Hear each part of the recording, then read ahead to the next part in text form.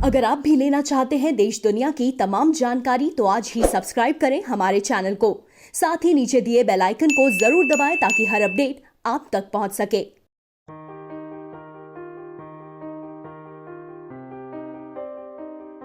मासूम बचपन, वो हंसी की किलकारियां कहीं गुम सी हो गई है। वो दोस्तों के साथ मस्ती, वो मां की गोद का एहसास, मां का साथ, पापा का हाथ थामे हुए, मस्ती में खेलना। खो गई है मासूमियत मेरी कहीं। कहीं देखी है क्या आपने साहब, गर्मी में दोस्तों के साथ प्यास बुझाना, भाई का लाडला मासूम बच्चा, आंचल के साए में मां का प्यार, इंतजार एक हंसी का, वो बचपन की पगलियां, वो दोस्तों के साथ ढाके मार के हंसना, भूल सा गया हूं। वो दोस्त कहां चले गए, अकेला सा पड़ गया हूं। चेहरे पे हंसी और आंखों में नमी है, काम जो करना पड़ता है साहब। कभी कभी आंखें बंद करके सपने देख लेता हूं, अगर भाई होता तो काम ना करना पड़ता, साथ बैठते। आज अंतर्राष्ट्रीय बाल श्रम मजदूर दिवस मनाया गया। इस मौके पर प्रदेश के मंत्री स्वामी प्रसाद मौर्य हमारे साथ मौजूद हैं। उन्होंने भी आज ऑनलाइन होकर बाल श्रम मजदूर दिवस मनाया गया। किस तरीके से मनाया सर? प्रदेश में लगभग बाल श्रम की काफ़ी समस्या बढ़ती जा रही है, इसमें सरकार की तरफ से आप क्या कर रहे हैं?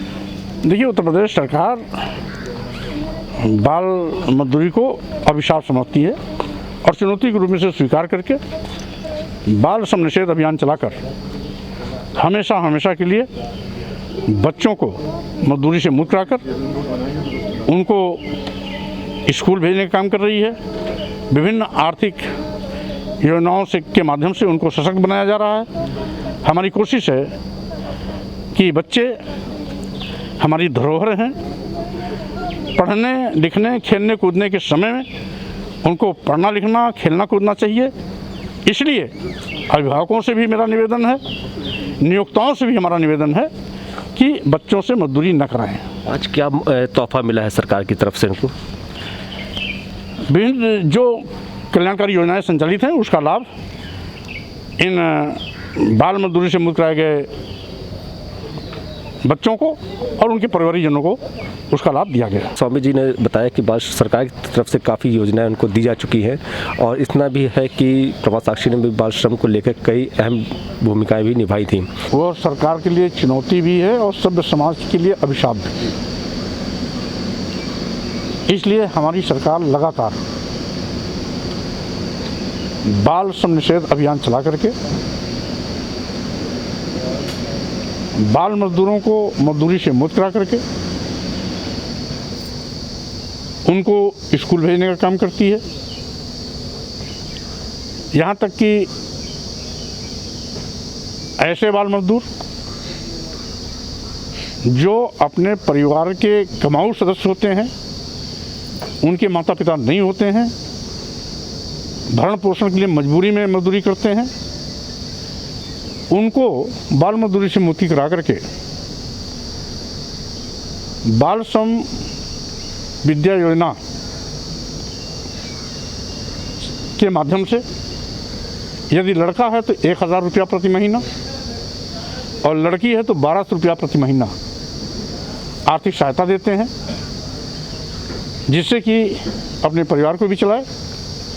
और यदि पढ़ने का उम्र है तो स्कूल में उससे हम भिजवाते हैं। और हमारा श्रम विभाग उसके स्कूलिंग की पूरी व्यवस्था करता है। जो भी स्कूल की फीस है उसकी पूरी की पूरी प्रतिपूर्ति करता है।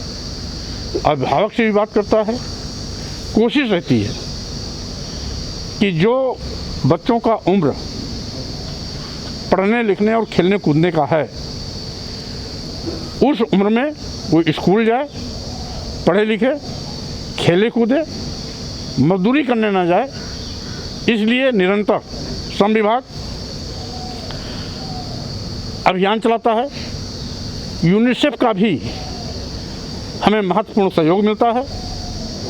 विशेष रूप से प्रदेश के 20 जिलों में एक सघन अभियान चला करके बाल मजदूरों को मजदूरी से मुक्ति करा करके उनको विकास की मुख्य धारा में खड़ा करने का प्रयास किया गया है।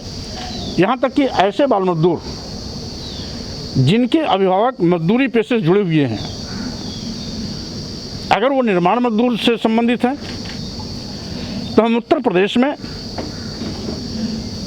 भवन एवं अन्य संनिर्माण कर्मकार कल्याण बोर्ड में उनको पंजीकृत कराते हैं और वहाँ पर जो विभिन्न 17-18 कल्याणकारी योजनाएं चलती हैं समय समय पर उनको आच्छादित करते हैं, जिससे कि वो भी सम्मान के साथ रहता है और अपने बच्चों की पढ़ाई लिखाई भरपूर करा सकता है। इसी प्रकार से अभी इसी 7 जून को माननीय मुख्यमंत्री जी ने सामाजिक सुरक्षा बोर्ड में पंजीयन के लिए भी ऐप का शुभारंभ किया।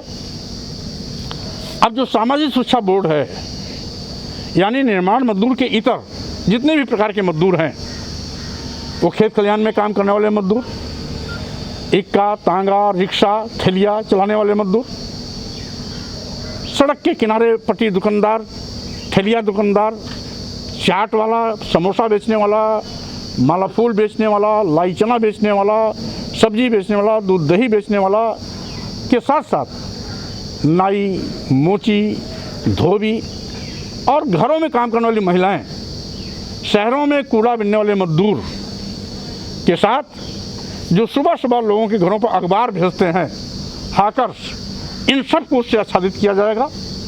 और उनके लिए भी 2 प्रकार की कल्याणकारी योजना अभी हमने चालू किया है। एक तो दुर्घटना मृत्यु में आर्थिक सहायता दिए जाने की, जिसमें हम उन्हें 2 लाख रुपए की आर्थिक सहायता देंगे, और दूसरा प्रत्येक परिवार को 5 लाख रुपए तक प्रतिवर्ष चिकित्सा की सुविधा प्रदान की जाएगी। यह चूंकि अभी